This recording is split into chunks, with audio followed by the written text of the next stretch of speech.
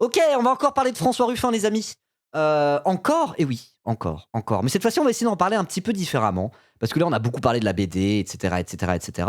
Mais je me suis rendu compte que ça fait très longtemps que j'ai pas réact à du François Ruffin, en fait. À une interview de François Ruffin et ce genre de choses. Et là, qu'est-ce que je vois ce matin en me levant?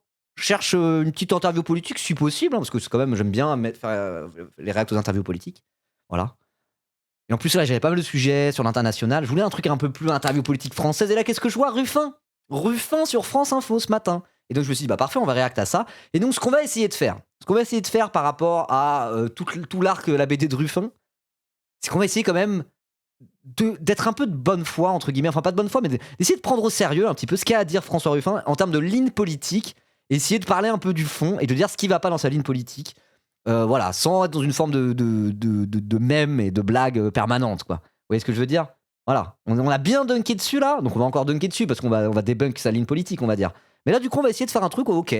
On va écouter un petit peu ses arguments, on va voir sa ligne politique sur le fond et on va essayer de tranquillement la dégrossir, essayer de peut-être pas prendre de la hauteur, mais vous voyez ce que je veux dire. Vous avez compris où je voulais en venir, quoi. Donc c'est parti, François Ruffin sur France Info. Et j'en profite d'ailleurs, parce que je fais ma petite intro pour vous la team YouTube. Bon, n'hésitez pas à liker la vidéo, la partager, vous abonner, évidemment. Et pourquoi pas mettre un petit boost, c'est la nouvelle méta, ça. Donc voilà, sur tablette ou portable, si vous avez liké votre vidéo, vous avez la possibilité de boost une vidéo jusqu'à 3 fois par semaine. Et ça permet de mettre dans les tendances et ça apporte de la visibilité. Donc si vous kiffez, n'hésitez pas à lâcher votre boost. Ah, je suis devenu ce capsuleur insupportable, hein. Aïe, aïe, aïe, aïe, aïe, aïe, aïe. Mais bon, ainsi soit-il. Allez, c'est parti.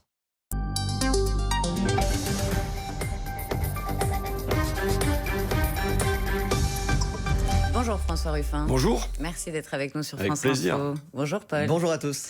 Vous avez eu des propos qui détonnent à gauche sur l'immigration, on va y revenir. Ah, Et direct. vous allez nous dire aussi quelle est votre réponse face à la violence des jeunes. Mais d'abord, le bilan du sommet Choose France. Réponse jusqu'à la violence des jeunes. Ah, c'est vrai que c'est le sujet, ça. Ah, c'est le sujet en mode de la violence des jeunes, le PSG. Ah, ça va, arrêtez avec ça. Tous les ans, c'est pareil. Le truc, c'est que là, on est trop fort en sport, la France, en fait. En foot, on est trop fort. Bon, après, bon, le PSG, c'est pas juste la France, mais bref. Donc, je veux dire, des poubelles qui crament après des grandes victoires, oui, on a tout le temps parce on est cheaté en France, on est les meilleurs. Qu'est-ce que vous voulez que je vous dise? Ça va. Oh là là. Cette grand-messe annuelle au château de Versailles pour attirer les investisseurs étrangers. 93 milliards d'investissements et plus de 15 000 emplois promis. Attends, c'est quoi ça? J'ai pas suivi, pardon. J'étais sur le PSG, là. Cette grand-messe annuelle au château. Non, quoi? Quelle grande Mais messe? d'abord, le bilan du sommet Choose France, cette Ok. grand-messe annuelle au château de Versailles pour attirer les investisseurs étrangers. 93 milliards d'investissements et plus de 15 000 emplois promis. Vous, François Ruffin, vous voulez supprimer ce sommet si vous êtes élu président. Est-ce que ça signifie que ces milliards et ces milliers d'emplois, vous estimez que la France n'en a pas besoin? D'abord, nous, présidents, nous ouvrons... Choose France, mais c'est quoi ça? C'est Choose France? Vocal fry versus bégaiement, oui. Alors qu'il y a quelqu'un qui bégaye avec du vocal fry, c'est Raphaël Glucksmann. On a tous ensemble. Le tout ensemble. Ah non, c'est Choose France. Ok. Choose France. I want to choose France for the investors. About 15 billion dollars are going to be invested in the French industry. This is Choose France. You have to choose France for your investments. C'est toujours les mêmes promesses de merde, hein. C'est Macron, il fait ça depuis 10 ans. Moi, genre, ah, on va faire venir les investisseurs, on est plus compétitifs. Regardez, ouais, plein d'investissements. Ça se traduit comment en termes d'emploi, vraiment là? Les promesses de 15 000 emplois, de je sais pas quoi. Ah, c'est bon, ça me saoule les trucs comme ça. C'est du flan, à chaque fois, c'est du flan, quoi. C'est venir aller sucer la bite à des milliardaires, à des espèces de mecs de conseils d'administration insupportables pour leur dire pitié, monsieur, est-ce que vous pouvez créer de l'emploi en France, s'il vous plaît? Ils vont être et oui, ils sont en mode bah ouais, je vais exploiter un peu les Français, ouais, je suis chaud pour les exploiter un peu.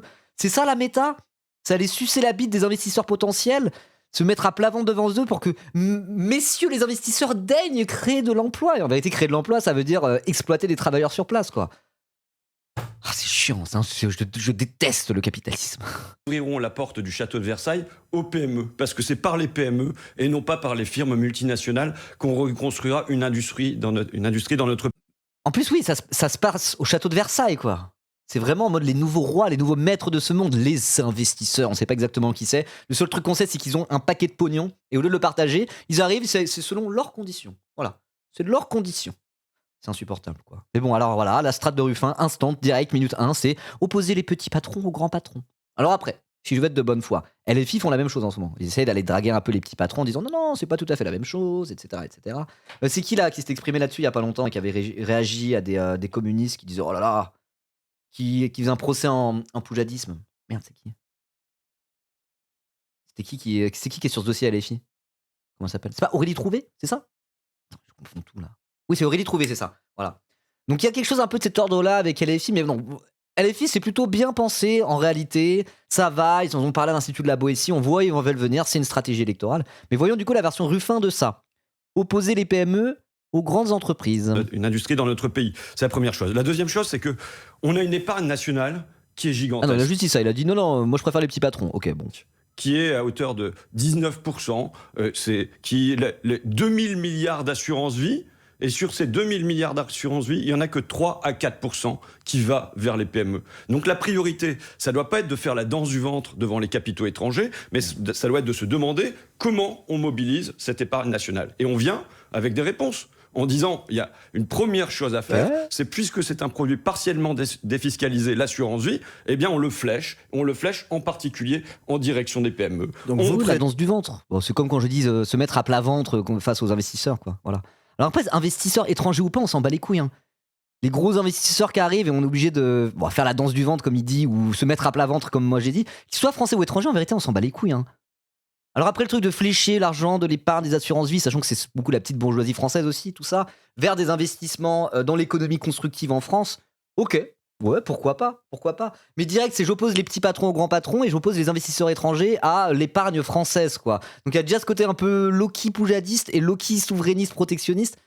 C'est le cœur de son sujet, quoi. C'est le cœur de son sujet. Et ça, il essaie de ça pour aller un peu, justement, draguer cet électorat périurbain, rural, faire du Ruffin, quoi. Voilà. Alors après, il le fait un peu plus habilement quand il est sur le terrain de l'économie pure que quand il fait le sauveur blanc paternaliste en mode genre non, on arrête d'insulter les flics s'il vous plaît. Certes, mais bon, ça c'est du classique Ruffin. Alors pour le coup, ce discours-là, hein, Ruffin, quand il était encore à la FI et qu'il était beaucoup moins critiqué, il avait déjà ce discours-là, c'était celui qui l'avait le plus au sein de la FI. Et je veux dire, en 2017, Mélenchon disait sensiblement le même genre de choses. Donc soyons un peu de bonne foi. Voilà, c'est Ruffin qui fait du Ruffin comme il le fait depuis 10 ans en réalité. Il faut voir l'impasse de ça par rapport à le protectionnisme, c'est pas l'alpha et l'oméga, loin de là d'une politique économique. Il y a certains secteurs clés où moi je suis pour faire du protectionnisme, notamment sur le secteur agricole pour des raisons écologiques en bonne partie. Mais je veux dire, à côté de ça, c'est pas l'alpha et l'oméga d'une politique économique, quoi. Et d'ailleurs, il insistait plus là-dessus, je trouve, Jean-Luc Mélenchon et LFI. En 2017, par exemple, ils insistaient pas mal là-dessus. Ils étaient sur une ligne qui était pas mal comme ça. Et moi, ça me gênait déjà un petit peu à l'époque. Voilà, mais vous, comme vous êtes des gros suceurs de merde, ça vous gênait pas. Et là, quand c'est Ruffin, ça vous gêne. Pardon. Excusez-moi. Pardon. Je peux pas m'en empêcher. Président Choose France, donc vous mettez que des PME. Mais là, il est candidat à la présidentielle, tandis qu'au sein de LFI, c'était contrebalancé par le reste du parti. En 2017, pas tant que ça. Hein. 2017, c'était plutôt la ligne. Il était sur une ligne très protectionniste, hein, Jean-Luc Mélenchon. Il était en mode genre non, vas-y, vous savez combien il est le SMIC ukrainien, c'est bon, ça dégage. Il faut industrialiser la France en faisant du protectionnisme. Hein. En réalité, Mélenchon, il n'y a pas si longtemps, pendant longtemps, il parle un peu moins comme ça maintenant, mais c'est pas non plus une différence incroyable avec LFI. La seule différence, c'est que est-ce que LFI aujourd'hui mise tout là-dessus? Non.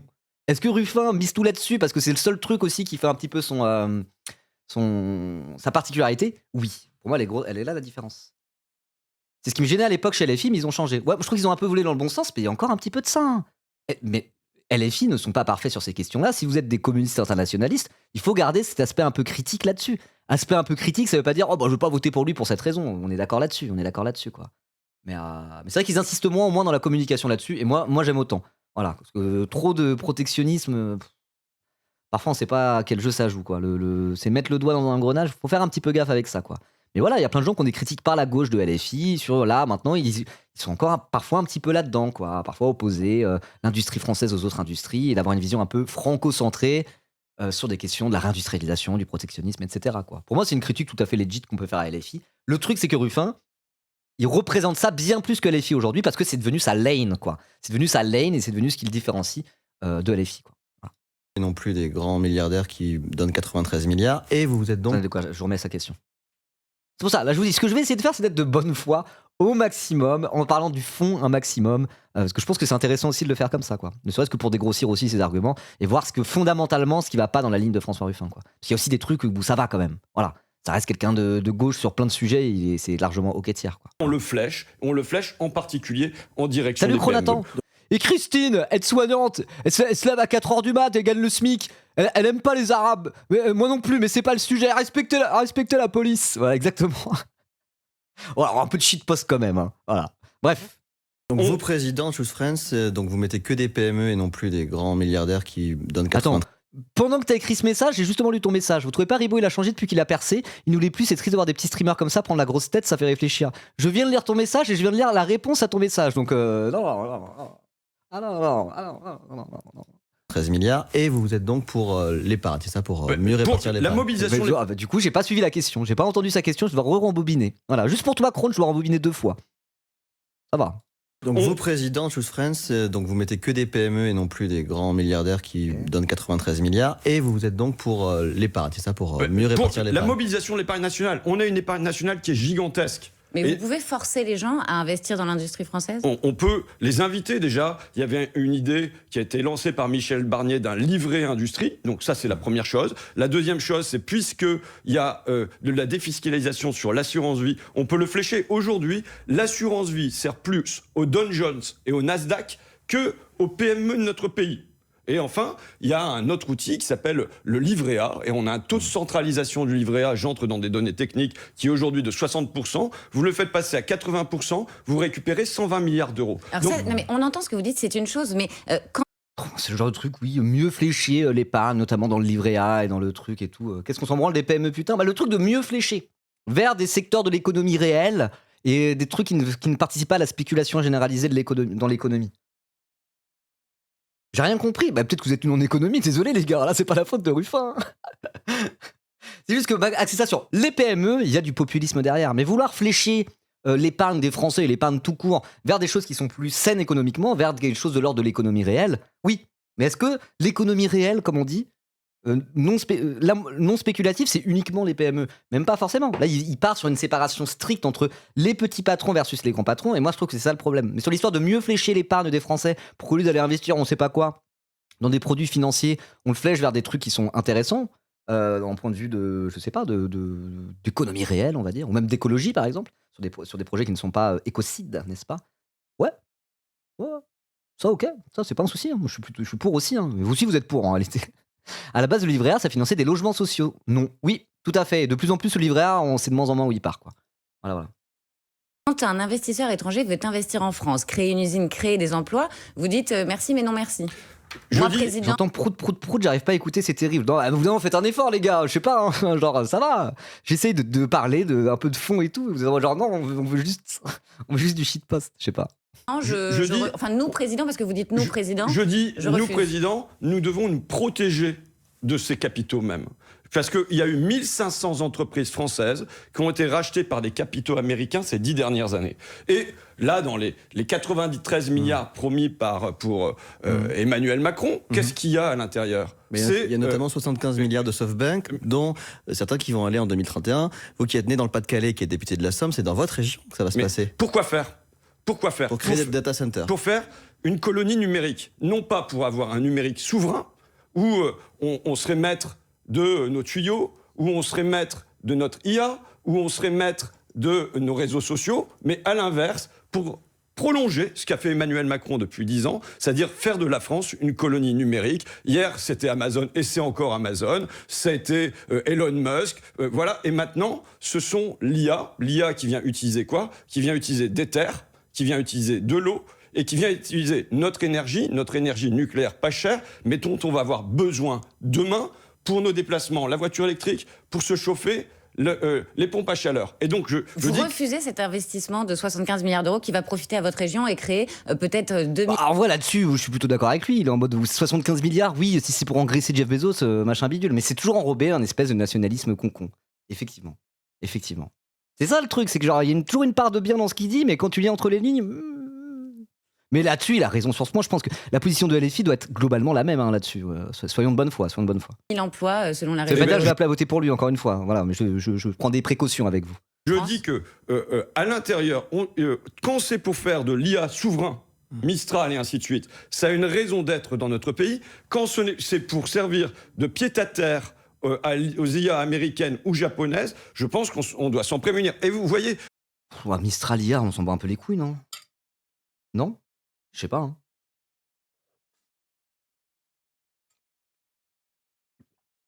Je suis en train de m'étouffer. Non, ça va.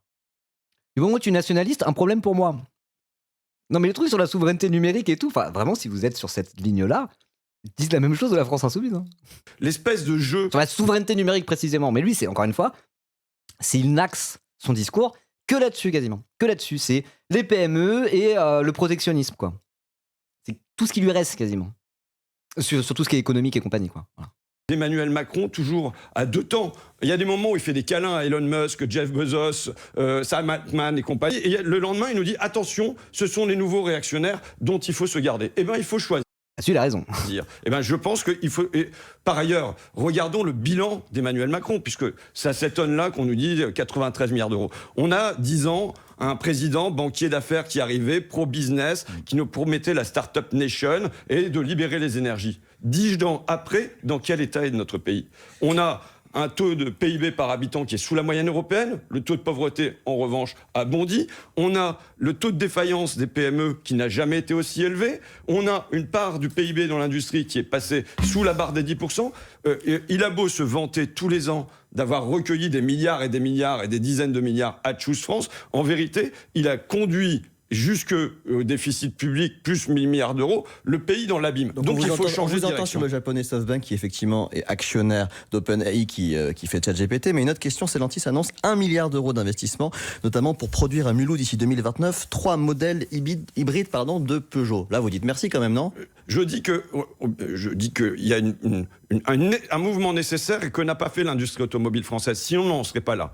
C'est quoi? C'est parier davantage sur la voiture électrique. Résultat, qu'est-ce qui se passe? On a en vérité à la remorque aujourd'hui des Chinois. La France, l'Europe. C'est quoi? C'est un souci d'être à la remorque des Chinois, ça? Moi, ça me dérange pas. S'ils font des meilleurs véhicules électriques que nous. En vrai. Bon. Ils veulent tout le temps qu'on dise merci à leur capitalisme mortifère. Mais oui, c'est insupportable, c'est insupportable. Hein. C'est insupportable. Quand tu vois le cadrage, pour le coup, c'est en mode bah alors, monsieur Ruffin, vous êtes ingrat, les investisseurs, ils veulent venir, vous voulez pas de leur grande mensuétude. C'est un pays, un continent sous-développé comparé à la Chine. Donc même ça, c'est pas bien? Si, mais on a un temps de retard. Regardez le retard gigantesque qu'on a. Pourquoi? Parce qu'on a des constructeurs automobiles français qui ont privilégié les acteurs. C'est vrai, mais Ruffin s'étonne alors qu'on l'a vu depuis longtemps. Non, mais il dit ça depuis 10 ans, Ruffin. Enfin, bon. Moi, je disais, j'aimerais bien faire cette interview en essayant de parler du fond. Et là, il y a d'autres sujets où on va pouvoir bien lui chier goulûment sur la gueule. Hein. Nulle inquiétude, les amis. Nulle inquiétude, les amis. Mais il y en a certains... Vraiment, Manuel Pompard dirait la même chose, vous seriez en mode genre basé, hein. Vraiment. Hein. Moi, je peux pas m'empêcher d'observer ça avec un léger... Voilà, c'est tout. Pendant tout ce temps-là, qui ont versé énormément en dividendes, plutôt que de se demander comment on investit... Voilà, regardez, typiquement, le sujet d'après. PSG, interpellation après la finale. Voilà, football et violence, à qui la faute? Voilà, là, on va pouvoir lui chier dessus, vous inquiétez pas. Quoi d'autre? Quelle politique migratoire pour la France? Là, on va pouvoir sonner la machin. Pas de primaire à gauche, ça va parler de Mélenchon après. Voilà. Ça parle même de la BD à la fin. Vous inquiétez pas. On investit sur la technologie d'avenir. Et la grande technologie d'avenir, c'est la voiture électrique, qu'il faut rendre accessible à tout le monde. C'est un enjeu, parce qu'au prix elle est aujourd'hui, elle ne permet pas d'être accessible à tout le monde. Donc, je suis partisan, moi, de la location sociale, qui fait que chaque Français qui a des longs trajets effectués pour son travail devrait payer 100 € par mois, mais en vérité, ça lui ferait économiser 100 €, parce qu'aujourd'hui, ça lui revient à 200 € de carburant. Je vous dis, là, c'est un enjeu. On est dans un temps où il y a des intérêts qui sont alignés pour sortir des énergies fossiles. L'intérêt de la facture des Français. L'intérêt, évidemment, des gaz à effet de serre pour la planète. L'intérêt du déficit commercial qui va avoisiner les 80 milliards d'euros, rien que sur les énergies fossiles, sans doute cette année. Et enfin, l'intérêt de la souveraineté nationale de ne pas dépendre du gaz ou du pétrole saoudien, américain, russe, etc. Et donc là, nous avons des intérêts qui sont alignés pour faire un grand changement et basculer des énergies fossiles, gaz et pétrole, à la fois sur nos déplacements, mais aussi sur nos logements, vers d'un côté la voiture électrique et de l'autre côté les pompes à chaleur. Justement, aujourd'hui, c'est une journée spéciale sur France Info sur la crise des carburants et sur comment les Français peuvent trouver des solutions pour consommer moins de carburant. Un autre sujet, François. Merci Jean-Philippe Herbien. Merci beaucoup pour ton 4e mois. Let's go, merci. Ruffin, le débat politique se poursuit après les violences qui ont émaillé la nuit après la victoire du PSG samedi. Un mort et 178 blessés, 178 blessés chez les forces de l'ordre, 890 interpellations. Comment vous qualifiez ce qu'il s'est passé ? D'abord, alors est-ce qu'il va rentrer dans le cadrage de la droite sécuritaire ou pas ? On va voir. Je désapprouve, je regrette, je déplore que toute manifestation de joie. En fait, à chaque problème économique, la question centrale pour lui, c'est un truc nationaliste bizarre. Il a que ça. Bah oui, c'est ce que je disais aussi. C'est que c'est la seule ligne qui lui reste. Il y a un peu de ça là, tout ce qu'il dit depuis tout à l'heure sur les trucs économiques. Il y a un peu de ça dans LFI. C'est pas totalement à séparer du programme économique de LFI. Il y a un aspect comme ça aussi dans ce que dit LFI. Le truc, c'est que Ruffin, c'est tout ce qu'il a. C'est tout ce qu'il a aujourd'hui quand il parle d'économie. Donc c'est chiant. Voilà. Après, ça se trouve, il va sortir un banger programme économique, on sait pas. On sait pas, mais bon, il y a LFI à côté, donc qu'est-ce que tu veux ? Que toute victoire soit non pas seulement célébrée, mais prolongée par des débordements de cette nature. Dire que c'est pas nouveau, malheureusement, dans notre pays, puisqu'en 1998, déjà, il y avait eu ça, il y avait eu un mort à cette occasion, il y avait eu des affrontements avec la police. Donc, vous n'avez pas l'impression que ça dégénère, que ça s'aggrave depuis 1998 ? En tout cas, c'était vrai en 98, c'est vrai en 2018, c'était vrai l'année dernière avec la victoire du Paris Saint-Germain, et ça l'est de nouveau cette année. Donc c'est systématique. Est-ce que vous diriez, comme Bruno Retailleau, qu'il y a un rituel d'émeute en France ? En tout cas, lié aux victoires footballistiques, ça, manifestement, je viens de le dire, qu'il y a une répétition des débordements qui sont quasiment systématiques. Et je vois la difficulté pour un ministre de l'Intérieur de faire face à ça, parce que ce ne sont pas des débordements de hooligans. Là, on pourrait avoir les associations de supporters. Ouais, il n'a pas vraiment dit non, quoi. Alors au début, ça commençait un peu bien. Rappeler que c'était déjà le cas. Enfin, moi, j'ai sorti exactement le même argument il y a 3 jours, hier. En disant mais c'était déjà le cas en 2018, c'était déjà le cas en 1998, le bordel sur les Champs-Élysées après la victoire en Coupe du Monde. Arrêtez de dire que c'est de pire en pire et que c'est la faute de l'immigration, tata quoi. Donc sur le début du truc, ok, ça commençait bien, mais après on lui met le cadrage de Bruno Retailleau et il s'en éloigne pas totalement, quoi. Il essaie de faire l'équilibriste, bon. Qui interviennent, on pourrait avoir les clubs qui soient responsabilisés, mais là on voit très bien que ça vient se greffer d'ailleurs d'autres choses, les scènes de pillage. Donc c'est pas la faute de Laurent Nunez, le ministre de l'Intérieur. Je pense que ça serait trop facile de dire que nous on aurait la baguette magique, que nous on aurait le remède miracle pour faire face à ça. Donc c'est intéressant ce que vous dites, vous n'avez pas la même analyse que la France Insoumise qui a mis en cause le gouvernement et qui a accusé la police dans un premier temps d'avoir chargé des manifestants qui faisaient la fête. Mais alors ça, j'écoutais France Info après la victoire du PSG. J'écoutais la radio et il y a un journaliste de France Info qui disait mot pour mot, et je n'invente pas, je n'exagère pas, le journaliste de France Info il dit « Ah l'ambiance ici très bon enfant, il n'y a pas d'incident, c'est super, dommage que la police gâche la fête en gazant les manifestants et en chargeant à la moindre incartade. » Le mec il a dit ça 3 fois pendant l'interview. Le gars a dunké sur la police, à France Info. J'étais en mode « Pardon ?» J'entends ce que je suis en train d'entendre. OMG, donc oui évidemment... si la police arrive pas pour gazer tout le monde, ça fout plus la merde qu'autre chose, quoi. Quand ça, c'était après France Info, je sais plus quand est-ce que c'était exactement. Ça, sur France Info, ça devait être vers 21h30, 22h, quelque chose comme ça.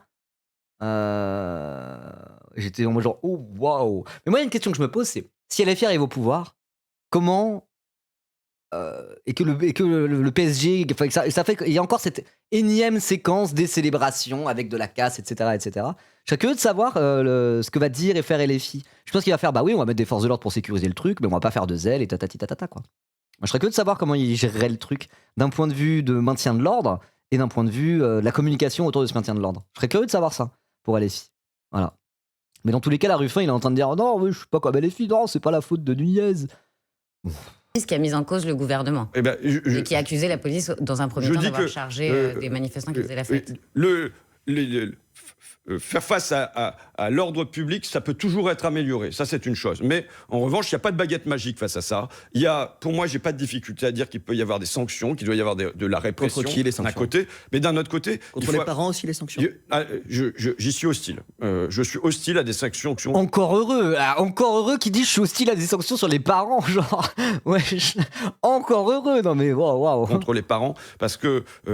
pour qui est parent d'adolescents, on sait la difficulté qu'il y a à canaliser ses enfants, et c'est encore plus compliqué quand on est dans un quartier populaire où il y a une tension entre l'école et la rue, entre l'appartement et les copains. Et donc, je vois des parents, moi, qui sont débordés par leurs propres enfants, qui viennent me voir à la permanence, possiblement pour demander de changer de quartier, et ainsi de suite. Donc, je ne suis pas du tout pour aller dans cette direction. Je pense qu'il faut allier deux logiques. Une logique de sanctions sans difficulté sur les individus qui se livrent à ce genre de pillage. Mais par ailleurs, il doit y avoir un plan dans la durée. Quand Emmanuel Macron a rejeté le plan Borloo qui est tombé à l'eau, quand on supprime les contrats aidés, en particulier dans les quartiers, quand la loi SRU sur les 20% de logements sociaux dans toutes les villes n'est pas respectée, ça veut dire quoi ? Ça veut dire que pour l'année prochaine, pour l'élection présidentielle, il faut un plan banlieue. Et un plan banlieue qui ne doit pas se contenter de répression, de section, de surveiller et punir, qui doit aussi offrir, comme le disait Jacques Chirac, ce sont tous des enfants de la République. Vous voulez une politique globale, on entend ce que vous dites, François Ruffin. Alors là, c'est du classique Ruffin. Comme disait Jacques Chirac. En mode genre, non, je veux faire un truc un peu de gauche quand même. C'est pas la police qui va régler les problèmes, il faut investir dans les banlieues pour améliorer les conditions de vie. Comme Chirac. Il dit un truc pas mal, il est obligé de l'équilibrer pour dire je suis pas vraiment de gauche, vous inquiétez pas, je suis un peu de gauche, mais c'est pas juste un truc de gauche que de dire ça, vous voyez.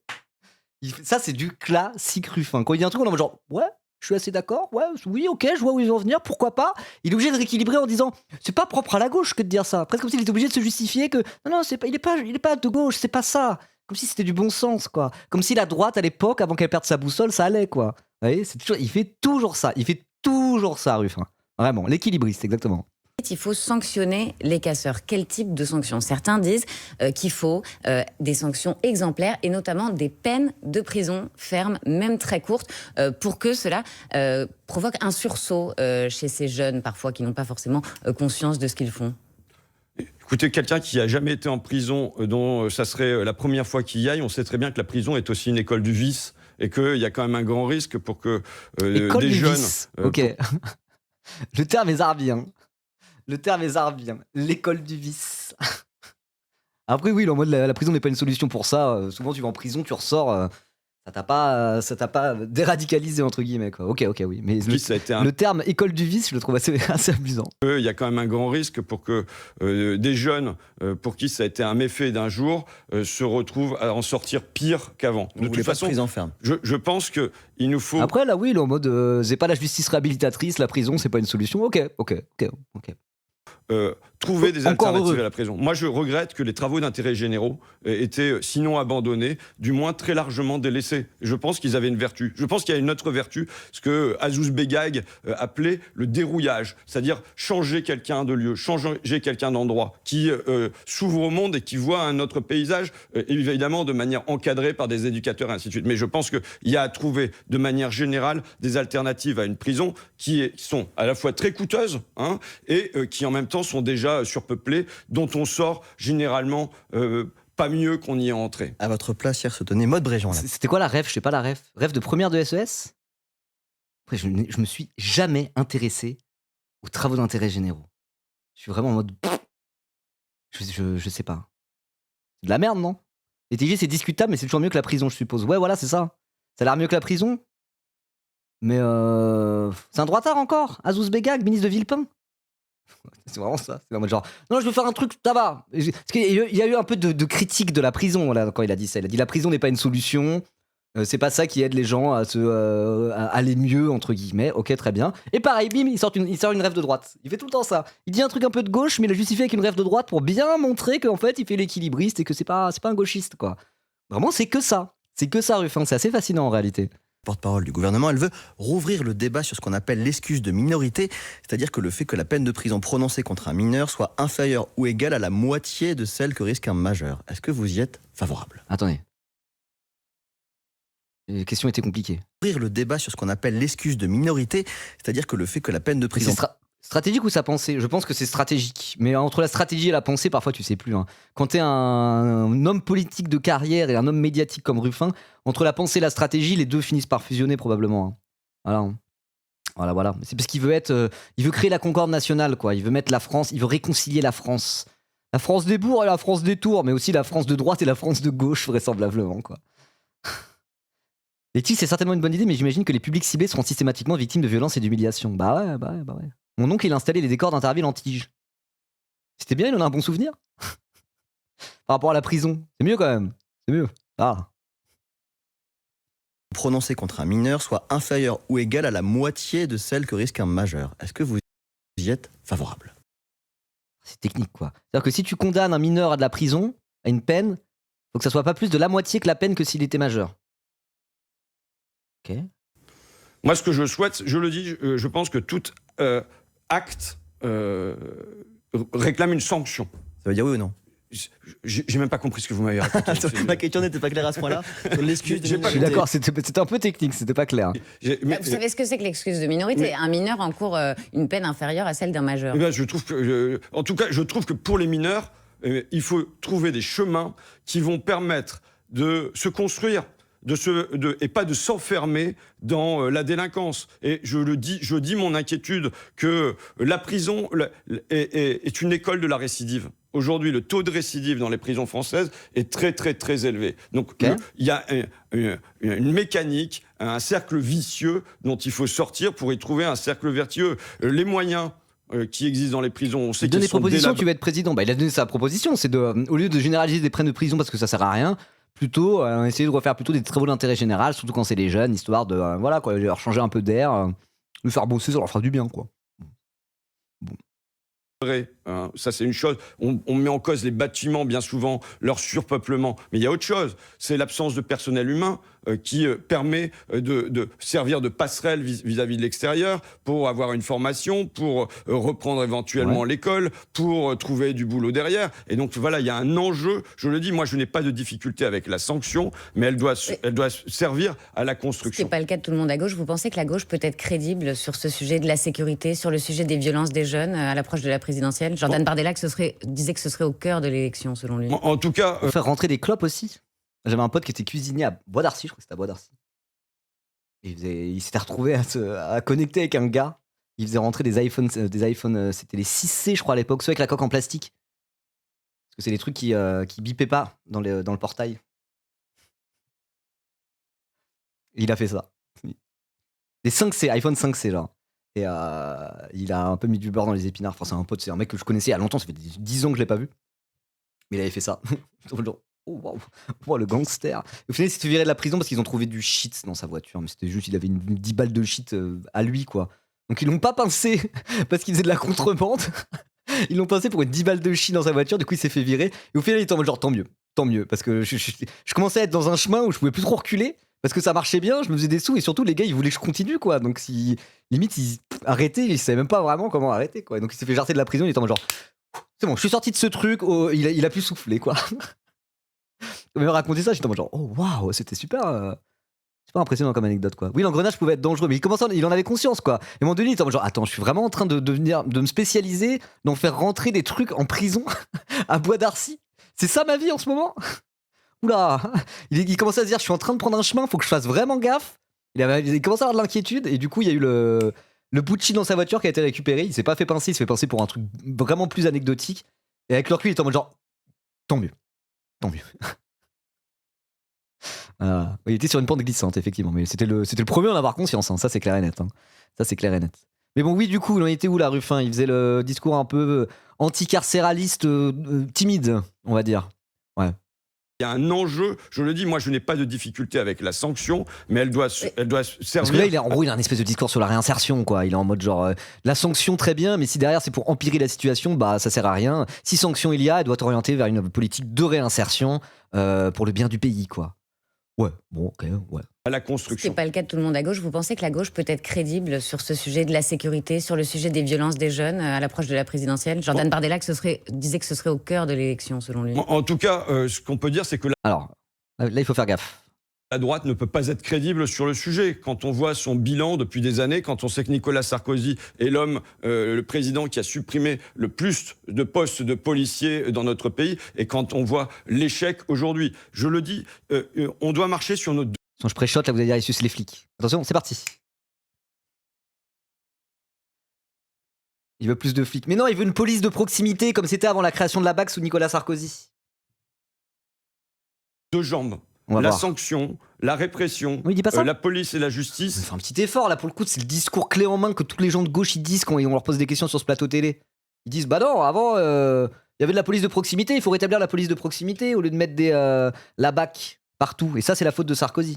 Parce que dire la faute de Sarkozy, il a supprimé des postes de flics, ça c'est un truc qu'ils disent, enfin la gauche plus solide que Ruffin, ils le disent ça, mais ils le disent en disant pour réduire les coûts, il a supprimé plein de postes de policiers qui faisaient de la police de proximité, qui étaient des gens qui étaient insérés dans les quartiers, pour mettre 3 gars dans une voiture de la BAC qui vont jouer les cow-boys sur des zones super grandes. Et ça rompt le contact entre la police et la population.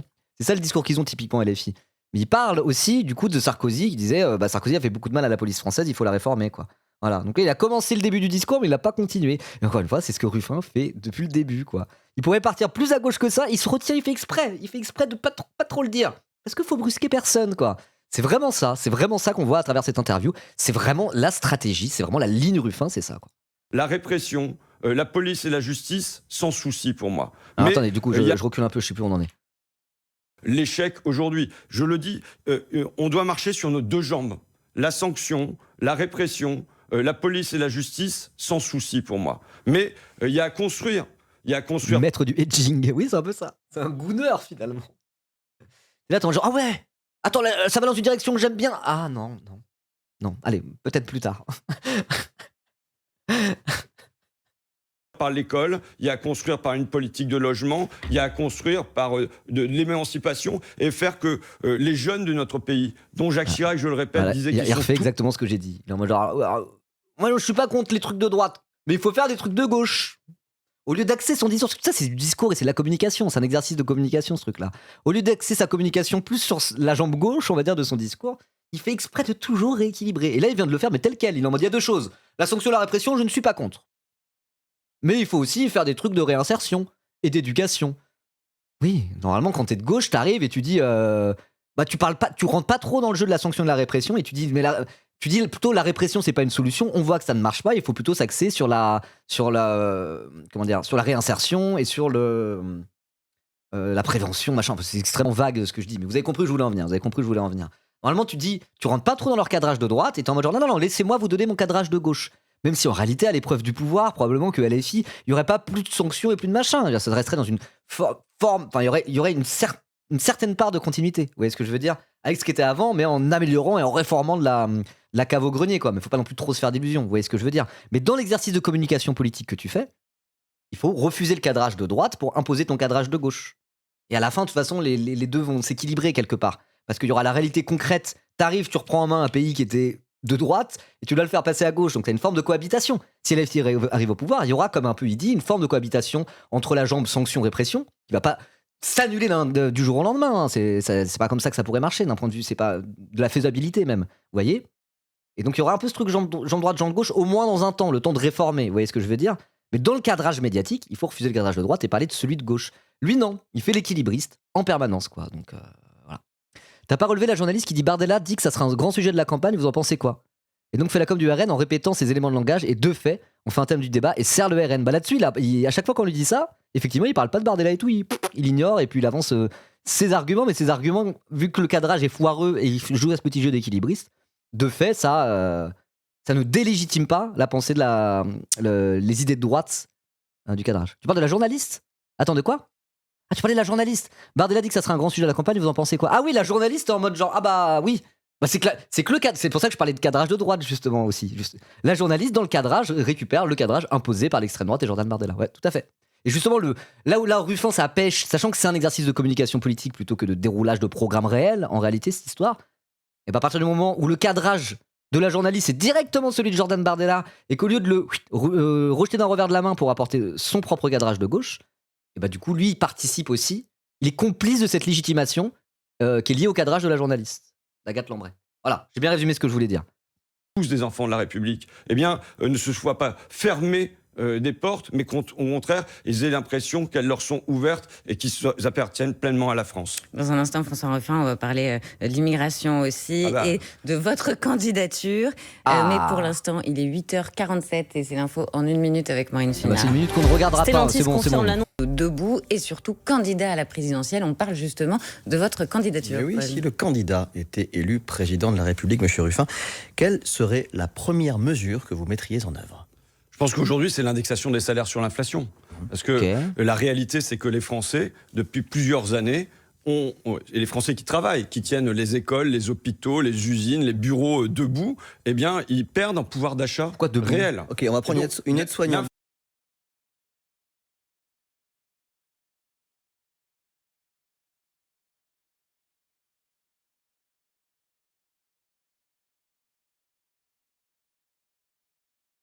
Vous adorez prendre des exemples. Une aide-soignante à 1 700 € net. Attends, mais comment je me suis mute? C'est incompréhensible. Qu'est-ce que vous avez pas entendu? Ah bah non, mais du coup... Quand j'ai dit debout, vous avez entendu quand j'ai fait des blagues sur debout? J'ai parlé de Valérie Pécresse qui faisait debout. J'étais mute à ce moment-là? Non, vous avez pas entendu? Juste la dernière phrase? On y a tous pensé. Juste après le debout, ok. Donc j'ai dit que là, c'était une banalité de gauche de dire indexer sur les salaires sur l'inflation, tatati tatata, quoi. Bon, oui, très bien, ok. Pouvoir d'achat réel. Ok, on va prendre une aide-soignante. Vous adorez prendre des exemples. Une aide-soignante à 1 700 € net. Si le litre augmente, si les courses augmentent. Ah ok, parce que j'ai voulu mettre espace pour... Le loyer. Comme ça, et c'est mon OBS que c'était sélectionné. Ok, je comprends mieux. Donc oui, l'aide-soignante. Appelons-la Karine, aide-soignante à flic secours, par exemple.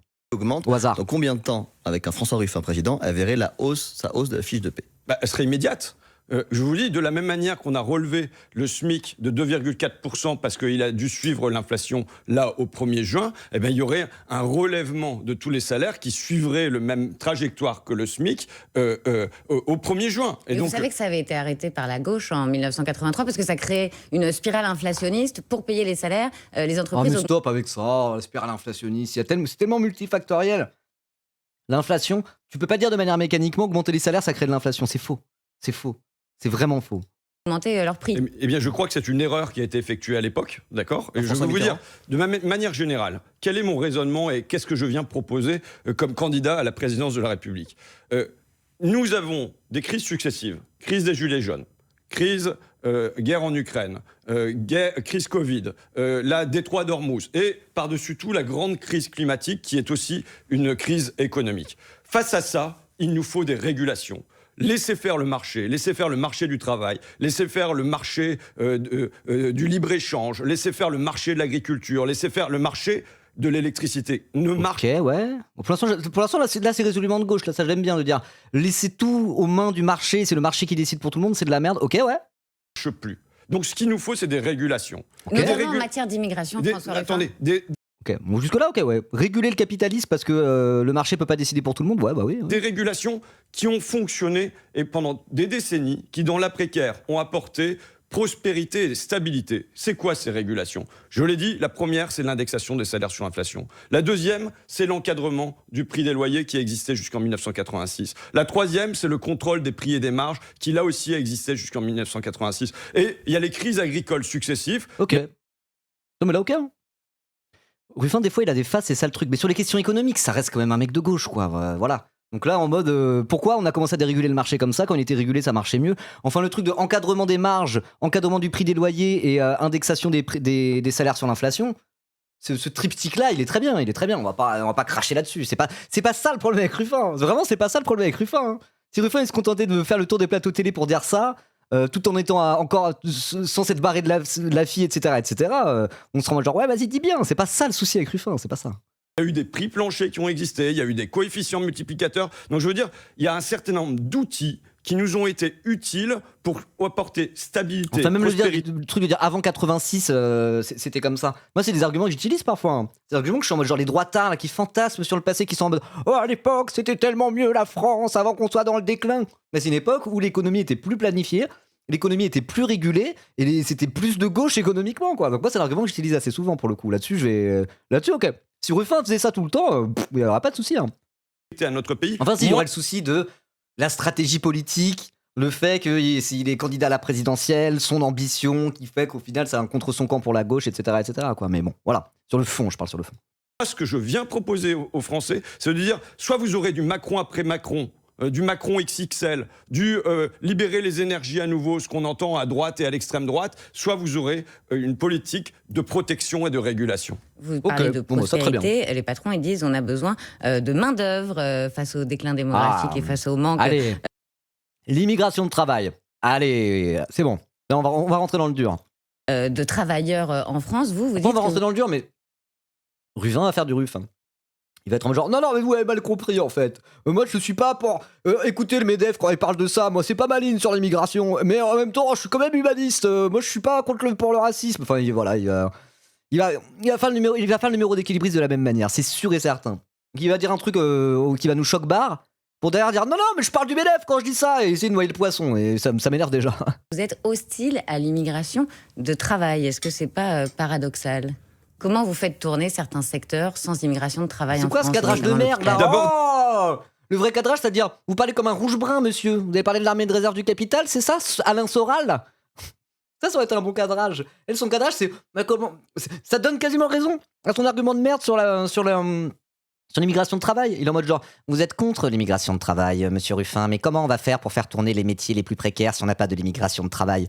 Quand on entend la question, ça donne un peu envie d'être contre l'immigration de travail, parce que cadré comme ça veut rien dire l'immigration de travail. Hein. Mais cadré comme ça, vous voyez, ça donne presque envie de dire, mais vous voyez bien, madame, il y a un souci avec ce que vous dites.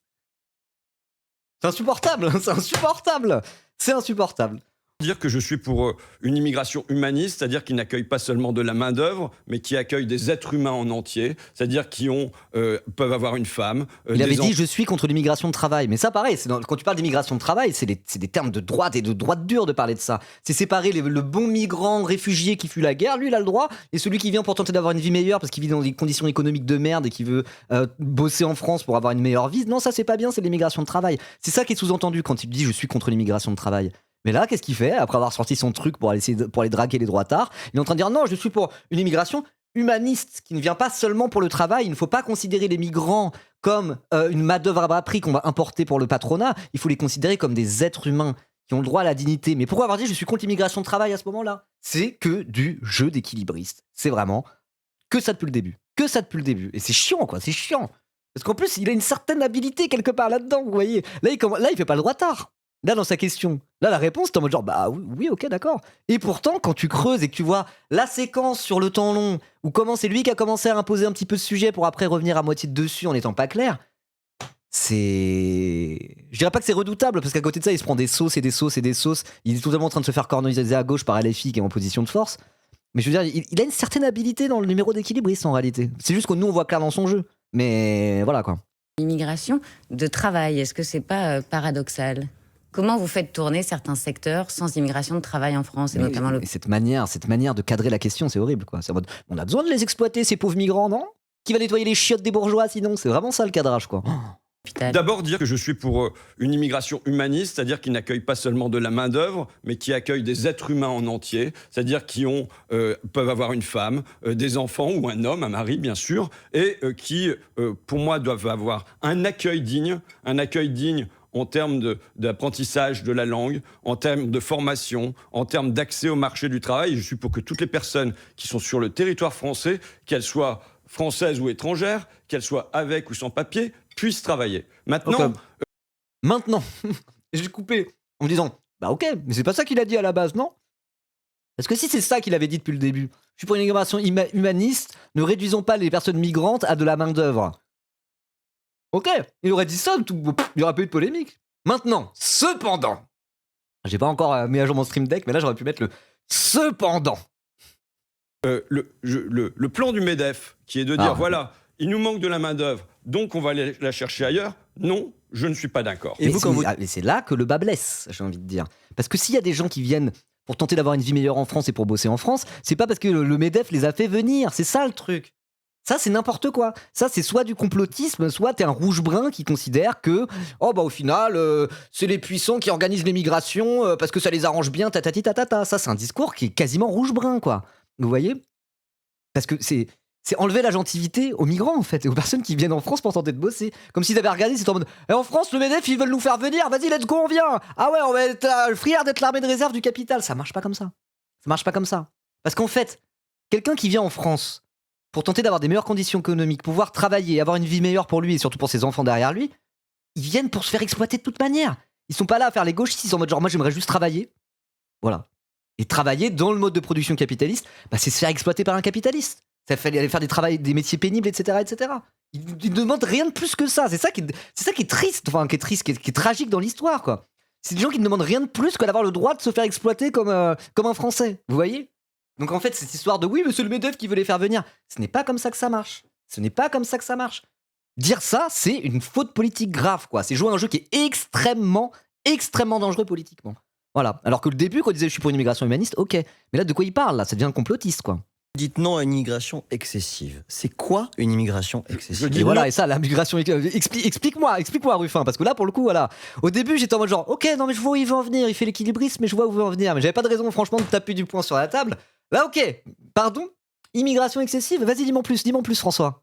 À l'immigration pour les besoins du marché. Mais ça ne veut rien dire pour les besoins du marché. N'importe quel travailleur dans l'économie capitaliste, ils sont intégrés dans le marché. Vous, là, quand vous allez travailler, vous êtes intégré dans le marché. Vous travaillez, c'est pour les besoins du marché ou c'est aussi pour payer votre loyer et vous payer à bouffer, avoir un toit au-dessus de votre tête? Bah, c'est les deux. C'est les deux. Obligé de se faire exploiter pour vivre. Donc ça ne veut rien dire d'opposer les deux. Si à ce moment-là, c'est interdit de travailler pour les besoins du marché, bah, l'intégralité des Français salariés, bah, ils n'ont pas le droit de travailler parce qu'il y a un patron qui se fait de la thune sur nos gueules. Enfin, moi, je suis indépendant, donc non, mais enfin, vous voyez ce que je veux dire, quoi. Je dis. Là, il y a rien qui va. C'est pas un discours de gauche du tout, ça. Et c'est même pas un discours d'équilibriste. C'est un discours qui est proactivement dangereux à tenir, anti-immigration, etc., quoi. Et donc ça veut dire quoi? Ça veut dire que je considère que dans notre pays... Voilà, je travaille par sympathie pour le marché, je déteste manger. C'est pas comme ça que ça marche. C'est pas comme ça que ça marche. Quand tu travailles, t'es exploité, ça veut pas dire que tu préfères ne pas travailler. Parce que bah faut bien graille à la fin du mois, quoi. Enfin, faut bien graille tous les jours et payer le loyer à la fin du mois, quoi. Il y a un gigantesque gâchis productif. Il y a un gigantesque gâchis... Je m'auto-exploite? Moi, en vrai, non. Enfin, si j'étais là, précaire de zinzin, à galérer et tout, je pourrais dire ça. L'auto-exploitation, non. Moi, j'exploite mon image de marque maintenant. Enfin, je suis plus dans cette situation. Moi, je suis pas à plaindre. J'ai beau être dans un truc qui est d'économie de plateforme, de Twitch, avec le statut auto-entrepreneur qui est un statut relativement précaire. Moi, je suis pas à plaindre. Moi, les affaires marchent bien pour moi. Moi, je refuse de dire que je m'auto-exploite. Hein. Genre, mon métier est beaucoup trop émancipateur pour que j'appelle ça l'auto-exploitation. Vraiment pas. Hein. Vraiment pas. Et des petits streamers qui galèrent, oui, peut-être, mais moi, je ne suis plus dans ce cas-là. Je suis plus dans ce cas de figure-là. Moi, mon rapport au travail, il est exceptionnel. Genre, en vrai, c'est une chance inouïe que j'ai. Moi, je me qualifierais pas d'être dans l'auto-exploitation. Ou alors, j'aime ça, il n'y a pas de souci. Hein. Moi, c'est le contraire. Maintenant, quand je bosse pas, je suis triste. Parfois, je suis déprimé, c'est que j'ai pas assez streamé. Je suis obligé de lancer un live pour que ça aille mieux. Ma santé mentale est devenue dépendante de mon travail. Donc, j'ai un rapport qui est extrêmement différent à ça. C'est pas l'auto-exploitation. C'est beaucoup trop émancipateur pour ça. Je considère que dans notre pays, il y a un gigantesque gâchis productif. Il y a un gigantesque gâchis de travail. Déjà, ce sont les étrangers qui sont sur notre territoire et à qui on ne permet pas de travailler. Ce sont les jeunes qui entrent stabilisés... Attends, du coup, j'ai pas suivi, désolé. Pardon. Gigantesque gâchis de travail. Déjà, ce sont les étrangers qui sont sur notre territoire et à qui on ne permet pas de travailler. Ce sont les jeunes qui entrent stabilisés sur le marché de l'emploi 3 années après nos voisins européens. Ce sont les seniors qu'on évacue du marché du travail avant l'heure. Ce sont les 100 000 personnes qui sont broyées physiquement ou psychiquement, classées comme inaptes chaque année. Ce sont les femmes qui souffrent d'une pénalité maternelle quand elles ont eu un enfant et qui ont une cassure dans leur carrière et dans leur salaire. Mais je comprends, encore une fois, c'est trop bizarre, je comprends pas. On lui dit, oh, vous avez pas d'immigration excessive, et là il est en train de noyer le poisson en disant des trucs de gauche plutôt based, quoi. Vous voyez? Je comprends pas. Ce jeu d'équilibré, je disais qu'il avait une certaine habilité, mais là, je comprends même pas le lien. Avec comment il va revenir sur la question de l'immigration excessive? Qu'est-ce qui justifie qu'il ait pu parler d'immigration excessive en se basant sur le discours qu'il est en train de tenir là? Qui est un discours qui, au contraire, décentre le truc de l'immigration pour dire qu'il y a trop de gens qu'on prive d'un accès au marché au travail, donc pourtant, t'es absolument dépendant pour vivre dignement, quoi. Ce sont les personnes en situation de handicap où la loi sur les 6% n'est pas respectée. Nous avons de la main-d'œuvre, nous avons des talents, nous avons des compétences dans notre pays. Et moi, je dis à ce point, c'est quasiment du confusionnisme. Oui, bah, ouais, carrément. D'abord, utilisons ça. utilisons ça et offrons à tous ceux qui sont sur le territoire français statut, Oh non, revenus, gars. salaire, horaire, carrière. Avant cela, Attends, François attends. Ruffin, il y a une Là, c'est une façon de dire réservons le travail aux bons Français plutôt qu'aux immigrés, parce qu'il y a déjà pas assez de gens qui bossent en France. Donc ça, c'est indéfendable. Indéfendable. Mais ce que je comprends pas, c'est qu'au début, il a quand même parlé des étrangers. Il a dit il y a plein d'étrangers qui peuvent pas accéder au travail. Ah non, ok, c'est bon, il y a déjà suffisamment d'étrangers en France actuellement qui n'ont pas accès au travail. Peut-être qu'on ne devrait pas en faire venir plus. Ah ouais, ok. Ok. D'accord. Bon bah ça c'est non. Non. Jusque-là, j'étais en mode genre il fait l'équilibriste, je vais essayer de bonne foi. Là-dessus, sur le discours, ok, pourquoi pas, c'est un peu timide, mais ok. Là-dessus, non. Ça, c'est faute politique grave, carton rouge, allez, casse-toi. élection présidentielle. Ça, c'est impardonnable quand t'es de gauche d'aller dans cette direction. C'est mort. C'est mort. C'est un discours anti-immigration. Et dans un moment comme cette séquence, la séquence historique qu'on vit, avec cette panique xénophobe et raciste, et islamophobe et tout ce que vous voulez, où la question migratoire en Europe est hyper structurante dans la montée de l'extrême droite, faute politique grave, faute lourde, licencié de la gauche pour faute lourde. Ah, bah tiens, il est en mode genre, je fais l'entretien d'embauche pour être président de la République. Bah voilà, moi je vais te le dire. Moi je suis français, j'ai le droit de faire passer l'entretien d'embauche. Tu es licencié de la gauche pour faute lourde. Voilà. T'as dit des trucs de gauche dans cette interview, Ruffin. J'étais en mode genre, le chat, soyez de bonne foi le chat. On va essayer d'être de bonne foi. C'est pas là où le bas blesse en réalité. Là-dessus, il fait l'équilibriste, c'est timide, c'est un peu éclaté, mais essayons d'être de bonne foi. Voilà, j'ai pris du temps, je vous disais, j'étais en mode genre, ok, j'attends le moment pour vraiment lui dunk dessus et dire ce qui va pas. Bah là, on y est là. Voilà, non, licencié pour faute lourde. You're fired from the left. Alors c'est bon, je suis à nouveau dans la zone. Est-ce que vous avez fait votre deuil de la primaire à gauche? Moi, Allez, en plus maintenant c'est politique politicienne et BD, donc là on va s'en donner l'accord joint. Voilà. Je suis partisan de la primaire pour des raisons à la fois de départage, il y a plusieurs figures à gauche, pour des raisons de débordement, je pense que ça amènera Mais des trucs de la gauche pour la street cred, rien de plus. Je sais pas, moi je pense pas que ça soit uniquement de la tambouille. Il a un fond de gauche, Ruffin, quand tu vois un peu sa carrière, etc. Moi je dirais pas ça. C'est juste que là le problème, c'est que son truc sur l'immigration, c'est un discours quasiment de rouge-brun. Après les rouge-bruns, c'est des fascistes littéralement, ouais. C'est littéralement des fascistes. Donc ouais, là il est en train de s'éloigner de la gauche, mais à la base il a quand même un fond de gauche pour de vrai. Soyons honnêtes. Mais à partir du moment où il commence à aller dans cette direction, le fond de gauche, en fait, dans la situation historique actuelle, et à un moment donné, ça va dégager, quoi. Voilà. 3 millions de personnes aux urnes et Mais qui vous vont y à travers. Je crois pas qu'ils disent qu'il faut arrêter l'immigration, c'est toi qui interprètes. Il a pas dit qu'il faut arrêter l'immigration, mais il a dit une immigration excessive quand il y a déjà pas assez de métiers pour les Français qui sont déjà là. Bah, je suis contre, mais encore une fois, je vais redire ce que je dis à chaque fois sur l'immigration. Ça ne veut rien dire l'immigration excessive. L'immigration n'est pas une variable d'ajustement à l'échelle d'un pays, et encore moins un pays impérialiste occidental et européen. Les migrations, elles sont là, elles existent depuis que l'humanité existe, elles existeront aussi longtemps que l'humanité existera. La question qui se pose, c'est qu'est-ce qu'on fait? Politique d'accueil ou politique de fermer les frontières? Politique de dignité humaine ou politique de on laisse des gens mourir? C'est comme ça qu'il faut appréhender le sujet de l'immigration. Voilà. Alors après, on peut débattre de tout un tas de trucs sur les effets économiques de l'immigration, en quoi c'est plus positif que négatif, et même si c'était négatif, ça serait pas une question pour laisser des gens se noyer dans la Méditerranée, hein. Mais voilà, on peut parler de tout un tas de sujets. Mais la question fondamentale sur le rapport aux questions de la migration, c'est celui-là. T'as pas le choix, t'as deux côtés. Politique d'accueil, politique de la dignité humaine, politique du rejet, politique de la frontière fermée, politique où tu tues des gens. C'est tout. Si c'est pas ça ta manière d'appréhender l'immigration, dans une période historique actuelle, dans la période historique actuelle en Europe, bah tu peux pas dire que t'es de gauche sur ce sujet-là. Et c'est un sujet qui est hyper important. Voilà. Ou politique d'aide au pays de départ, oui, il y a pas que ça, mais je parle sur vraiment sur le côté un mode des migrants arrivent en Europe, qu'est-ce qu'on fait, voilà. Il y a encore ou pas? En tout cas, je ne lâche pas l'affaire, d'accord? Je leur dis à chaque live ce truc sur l'immigration. En vrai. J'ai ma petite formule. Je suis un peu comme Ruffin. J'ai mes petites formules que j'arrive à lancer comme ça. Si je vais à la télé et qu'on me parle de l'immigration, je dirais ça mot pour mot. Je dirais ce que je viens de dire mot pour mot. Voilà. Je dis avec clarté, Je le dis à je chaque l'ai déjà live. dit, je l'ai répété. J'ai trouvé ma S'il n'y a formule. pas de primaire, j'y vais. Et Vous donc irez là, tout seul. Et donc là, j'y vais. Nous avons recueilli. Attends, il a dit là j'y vais du coup. Attendez, je rembobine 2 secondes. Je ne lâche pas l'affaire, d'accord? Maintenant, je dis avec clarté, je l'ai déjà dit, je l'ai répété, s'il n'y a pas de primaire, j'y vais. Et Vous donc irez là, tout seul. Et donc là, j'y vais. Nous avons recueilli 100 000 Et signatures. donc là j'y vais, mais attends, il vient de dire du coup la primaire ça sera pas là j'y vais, il officialise. Donc c'est en mode dans le cas où il n'y a pas de primaire, donc à ce moment-là j'y vais. C'est pas clair.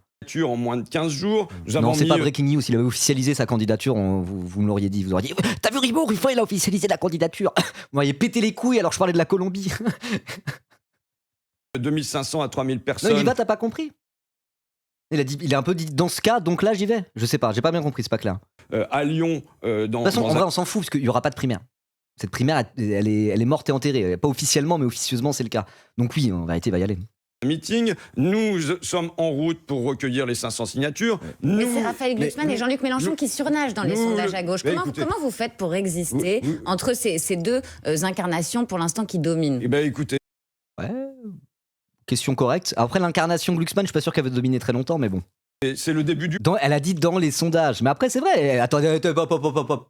Soyez de bonne foi. Vous êtes en mode les noisettes, Ruffin, la noisette. Le principe de dire c'est une noisette, c'est qu'il va être totalement pris en étau entre la gauche entre guillemets PS et la gauche LFI. Donc là, il reprend la théorie des noisettes, hein, littéralement. Hein. Là, les fans de la patte du team, vous pouvez pas dire quoi que ce soit. Hein. match, d'accord? Il n'y a même pas eu 6 minutes de jeu. Ah, les analogies footballistiques. Moi, je dis carton rouge pour François Ruffin sur ses propos sur l'immigration. Voilà, elle était mieux mon analogie à moi. Dans les Nous, sondages à gauche. mais Comment, écoutez- comment vous faites pour exister Oui. entre ces deux incarnations pour l'instant qui dominent? Eh ben, Alors là, c'est la phrase, c'est vraiment by the book la théorie des noisettes de la patte du team. Hein. Vraiment, pour le coup, vous pouvez pas dire le contraire. écoutez, c'est le début Alors. du match, d'accord? Il n'y a même Le pas eu début 6 du minutes match. de jeu. Il n'y a même pas Minute encore de eu un jeu. but de marqué et vous me demandez d'aller faire des paris. Faites les paris. Jean-Luc Peut-être- Mélenchon, il n'a pas plié le match pour vous déjà? Écoutez, il y a Ah ouais, attends. Agathe Lambray regarde des vidéos de la patte du team, non? C'est une fan de crise de position revue, non? Elle a dit de théorie des noisettes, vous allez finir broyé entre le PS et LFI. Et après, elle a dit, mais il a plié le match, Mélenchon. Grosse fan de la patte du team. Incroyable. Ça, c'est mes blagues préférées. C'est vraiment mes blagues préférées en tant que streamer quand je réacte à des interviews politiques. C'est faire passer les intervieweurs pour des camarades solides de la gauche. J'aime trop faire ça. Ça me fait rire. J'aime trop faire ça avec Benji le Rouge, mais camarade Agathe Lambray. Aïe. C'est quoi cette histoire de noisette? C'est la théorie de la patte du team, du coup, pour ceux qui connaissent pas. C'est une théorie qui dit que, bon, de toute façon, tout le monde est à peu près d'accord pour dire ça maintenant. Hein. Ils avaient la vision. C'était pas les seuls à l'avoir, mais ils avaient la vision. Et surtout, ils ont trouvé une analogie qui était nickel chrome. C'est de dire que dans la gauche, d'un côté, t'as LFI, sur la lane gauche de rupture. Ils sont dans leur truc. Ils sont dans leur lane, et c'est eux, quoi. Voilà. Et de l'autre côté, t'as la gauche, entre guillemets, sociale-libérale de merde, Hollande, Glucksmann et compagnie. Et eux, pareil, ils sont dans leur lane, ils vont y aller, quoi. Et donc, tous ceux, les unionistes, les Ruffins, les Tondeliers et compagnie, qui se trouvent coincés entre ces deux espaces politiques, ils vont se faire broyer telle une noisette dans un casse-noisette. Voilà. Mais pas le sein graphique, mais ça, c'est encore autre chose, le sein graphique. Et après, j'ai mon graphic paint qui est tout à fait raccord avec cette théorie des noisettes. Ceci est d'ailleurs. Voilà. Il y a d'abord Donc, la Jean-Luc théorie des noisettes, ça sonne mieux que la théorie du graphic paint, mais bon. Mélenchon n'est pas mon adversaire. Moi, j'ai un adversaire, il s'appelle Jordan Bardella. Et qui, quand je l'entends ce matin ou hier, là, qui raconte que. Attends, il a dit quoi? Pardon, je répondais à un message sur le chat. Désolé. Il a dit Mélenchon n'est pas mon adversaire. Mon adversaire, c'est Jordan Bardella. Il y a d'abord Jean-Luc Mélenchon n'est pas mon adversaire. Moi, j'ai un adversaire, il s'appelle Jordan Bardella. Il a un peu esquivé la question, mais ok. Vous savez, alors, si je faisais un peu le mec politique fiction, si je faisais le Nostradamus du PMU qui essaye de prédire l'avenir, vous savez ce que je dirais si c'était ça? Début de rapprochement, c'est peut-être qu'il sait qu'il est un peu foutu et qu'il a quand même des chances de se ramasser, mais qu'il aura quand même une base à peut-être, allez, je sais pas, 5%, quelque chose comme ça. Donc peut-être il se dit, j'y vais, je vais y aller. Et puis si ça passe, tant mieux. Et si ça passe pas, je vais redemander à Mélenchon un petit poste de ministre ou un truc un peu comme ça. Et en échange, je lui envoie mes 5% pour lui faciliter l'accès au second tour. En vrai, je dis ça, mais est-ce que c'est plausible ce que je viens de dire ou pas? C'est plausible ou pas pour vous, ce que je viens de dire? Parce qu'encore une fois, tout ça, c'est de la politique politicienne. En dernière instance, les politiciens, il y a un truc qu'ils aiment pas, c'est mourir politiquement. Mourir politiquement, ils aiment pas ça, les politiciens. Clairement pas. Clairement pas. Donc peut-être qu'ils se disent, bon, il y a un monde où je vais me tirer une balle dans le pied et je suis dead. Donc il y a une porte de sortie, ça reste finalement dire, bon, ça n'a pas pris, j'aurais essayé, donc il faut rejoindre un candidat de gauche, de la vraie gauche. Donc vas-y, Méluche, je pourrais pas être ton ministre du Travail par hasard si je te donne les 5%? Ça me paraît plausible, hein? Non? ils ont goûté au pouvoir, faudrait pas le lâcher. Bah ouais. Peut-être qu'il aimerait être réélu dans sa circonscription pour les législatives 2027 à Amiens, et que là-dessus il se dit ça va pas pouvoir je vais pas pouvoir le faire tout seul dans mon coin si jamais je fais 3% aux élections présidentielles, quoi. Voilà. Et je pense que si ce scénario-là arrive, Mélenchon il va dire mais vas-y, viens François, tranquille, donne-moi tes pourcentages, renforce-moi, let's go, on y va, on va gagner. Donc moi je pense que ça serait dans le cas où la campagne de Ruffin ne prend pas, ça serait du gagnant-gagnant. Ruffin il sauve son cul de politicien en se ralliant au dernier moment on va dire à Mélenchon juste pour pas se foirer aux législatives derrière. Et Mélenchon il est en mode bah vas-y, apporte-moi ta force, tant mieux, j'ai gagné, let's go, on y va. Hein. Ça me paraît pas impossible. La clébardisation, exactement. La clébardisation, on est en plein là-dedans. Dans quel monde il fait 5%? Je dis pas dans quel monde il fait 5%, mais Ruffin a quand même des sympathisants. Et si jamais, imaginez juste, Ruffin décide, vu que sa campagne prend pas trop et qu'effectivement il va se faire casser comme une noisette entre le PS et LFI, il décide finalement d'apporter son soutien à la candidature de Jean-Luc Mélenchon, au dernier moment. Pas au dernier moment, mais à un moment donné. Si jamais il décide de faire ça, ça donnerait de la force à la candidature de Méluche, vous pouvez pas dire le contraire. Ça donnerait de la force à la candidature de Méluche. Donc bon, je dis pas que ça va arriver, mais ça me paraît plausible. En termes de rapport de force, ça me paraît pas aberrant, quoi. Voilà. De la même manière que Clémentine Autain, il y a pas longtemps, lui a demandé vous pourriez soutenir Jean-Luc Mélenchon, et Clémentine Autain a dit je ne ferme aucune porte. À voir. Après, quelqu'un a dit tu sous-estimes peut-être le melon de Ruffin. Ouais, mais encore une fois, mourir politiquement seul avec ton melon, conserver ta place de député et ne pas te suicider politiquement, je pense que la question se pose. Je sais pas. À voir. Et quand je l'entends ce matin... La théorie de la dispersion pour faire parler et Avengers à la fin? C'est quoi ça? Elle sort d'où cette théorie? Elle me plaît. Elle sort d'où cette théorie? Mais en vrai, le truc d'une dispersion et puis finalement ça se regroupe autour de la candidature Méluche, pour moi ça serait le meilleur scénario, hein, quelque part. Il est déjà finito. Bah, pour moi, il a une porte de sortie pour pas être finito, c'est de revenir au bercail d'une certaine manière, quoi. Ou au moins dans un appui de l'extérieur. Et enfin, tout ça va dépendre aussi de la puissance de la candidature Mélenchon et LFI. Si LFI est bel et bien hégémonique à gauche, bah la présidentielle, ceux qui veulent rester dans un espace politique de gauche et ne pas mourir, ils pourraient faire ça. Ou alors Ruffin, sinon, il va totalement se décrédibiliser et finir vraiment rouge-brun de chez rouge-brun et anecdotique. Et je pense qu'il a un certain sens politique où peut-être qu'il ne se ferme pas une porte. Je sais pas. C'est vraiment de la politique fiction de ce que je dis, mais si on réfléchit en termes de rapport de force, je sais pas. Hein. Ne pas oublier que ces gens sont des girouettes. Eh oui. Bah en fait, les girouettes, c'est pas un souci. Hein. Si tu fais souffler le vent dans ta direction, les girouettes, elles viennent avec toi. Hein. Encore une fois, c'est une question de rapport de force. Hein. Voilà.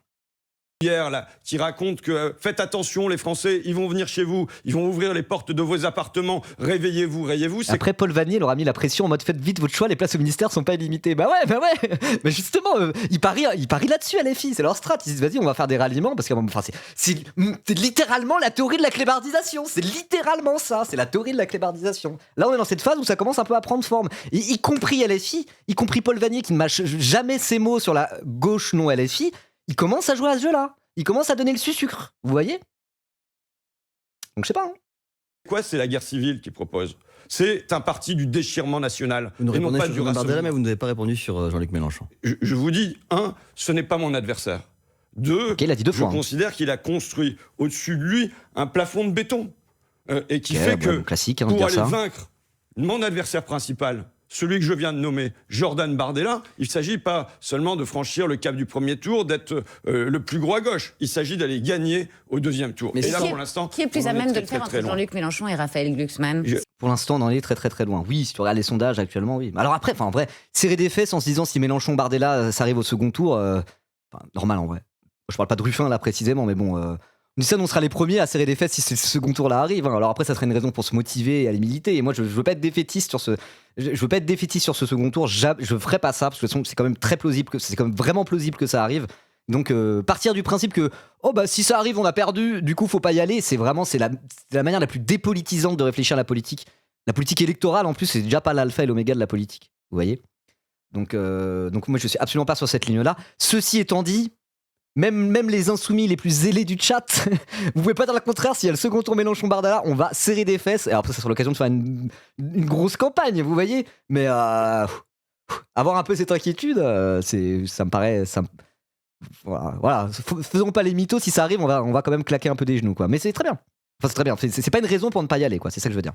Si vous deviez choisir entre les deux. Est-ce que quand vous les recevrez, vous leur demanderez alors qui est le plus à même entre François Ruffin et Raphaël Glucksmann de battre Jordan Bardella? On pourra demander si vous voulez. J'en doute que vous le fassiez. Je vous signale, puisque je le mets à mon CV, que dans un coin... Bon alors, pourquoi il est pas plus comme ça là? Il a un peu chié sur les journalistes et tout. Ok. Qui était acquis au Rassemblement Est-ce que vous national. voulez pas répondre à la question? Par 3 fois. Non, je veux pas répondre à la question, parce que ce n'est pas un scénario que j'envisage. Sinon, je ne serais pas candidat. Mais c'est le scénario des sondages, François Très Ruffin. bien, c'est les sondages, vous commentez les sondages, c'est peut-être votre boulot, c'est pas Attends, le il mien. vient de commenter un sondage, Ruffin. Il a dit Mélenchon, il a un plafond de béton autour de lui, il pourra pas gagner face à Bardella. Il se base sur les sondages pour dire ça. Oh là là. Moi, je suis Vous venu les pour regardez parler... forcément je suis comme venu- tous les politiques. Je suis venu pour parler aux Français. Qu'est-ce que je viens de dire? J'aime trop les moments comme ça. Ça, c'est mon côté journaliste, quoi. C'est une posture politique. Les politiciens ne disent pas avec toute transparence ce qu'ils se pensent et l'intégralité de leur stratégie politique et des scénarios qu'ils font. Évidemment, parce qu'ils font la communication politique. Et si t'arrives en disant « Oh, ben moi je vais essayer, mais si ça marche pas, bon, bah, je vais me retirer pour quelqu'un d'autre. » Mais tu fais pas ça quand t'es candidat. Évidemment. Mais du coup, quand les journalistes ils sont en mode petit sourire en coin, moi genre bon allez entre nous. Et en face, le candidat évidemment ne va pas céder. Je sais pas, c'est des dynamiques où je regarde ça en me disant ah là, le cirque politique. Question, parce que ce n'est pas un scénario que j'envisage, sinon je ne serais pas candidat. Mais c'est le scénario des sondages, François Très Ruffin. bien, c'est les sondages, vous commentez les sondages, c'est peut-être votre boulot, c'est pas le mien. Moi, je suis venu Vous les pour regardez parler... forcément comme tous les politiques. Je suis venu pour parler aux Français. Qu'est-ce que je viens de dire? Qui va porter la question du logement dans cette campagne? Et pourquoi la question du logement? Parce que le pouvoir d'achat, c'est d'abord du logement. C'est un tiers du budget du ménage qui est consacré au logement. C'est vrai. Et pour les ménages modestes, Oui, c'est la moitié. c'est plus la FI qui va porter ça, c'est ça le truc. Enfin, lui, il aimerait bien le porter, et c'est tout à son honneur, j'ai envie de dire. Mais il fait pas le poids à côté de la FI qui est dans les starting blocks depuis 110 ans, quoi. Donc oui, c'est la FI qui va la porter. Donc c'est pour ça, François, reviens au bercail. Tu pourrais être secrétaire d'État sur les questions de travail et d'industrialisation. C'est déjà bien. Parce que quand on parle de natalité, de soucis de natalité, la Et première en plus, tous les insoumis vont arrêter de te traiter de raciste. Si jamais tu dis « Oh, je soutiens Mélenchon à la présidentielle », alors là, tout sera pardonné. cause que donnent les jeunes Vraiment, couples, vraiment, t'en as marre de te faire chier dessus par l'internet entier. T'as une solution, elle est toute simple. Ça peut éventuellement sauver ta carrière de politicien et ça te permettra d'arrêter de te faire insulter toute la journée, ou en tout cas beaucoup moins. Non, bah... Vous inquiétez pas, vous ferez un effort. Pendant la présidentielle, vous ferez un effort. Vous ferez « Ouais, tous avec nous !» Arrêtez, attendez.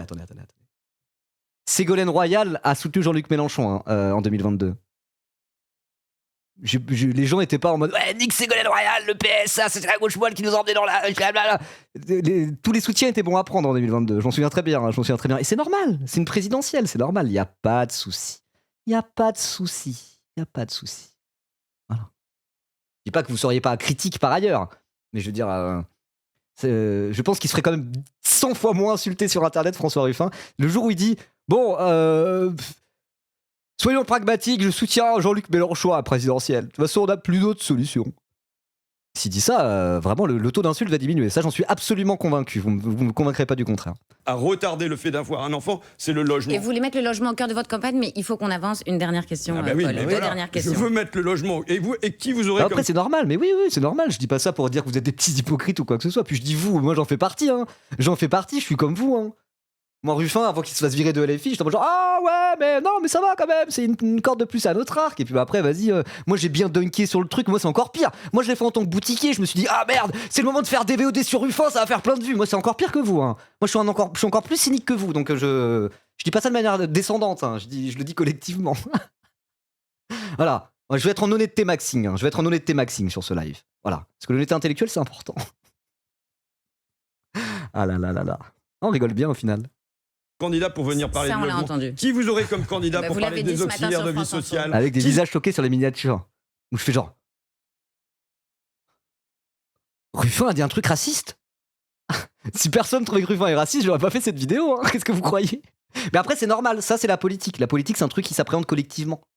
C'est vraiment avoir une mentalité libérale de se dire oui, moi tout seul je vais faire ci. Non, si le mouvement va dans une sens et t'estimes que ce mouvement ça s'appelle la gauche française, suivre le mouvement c'est pas forcément une mauvaise chose. Ça s'appelle aussi faire preuve de responsabilité politique et être à l'écoute de ses camarades. Voilà, et je le dis en toute sincérité ça. Donc au final ça va, tranquille.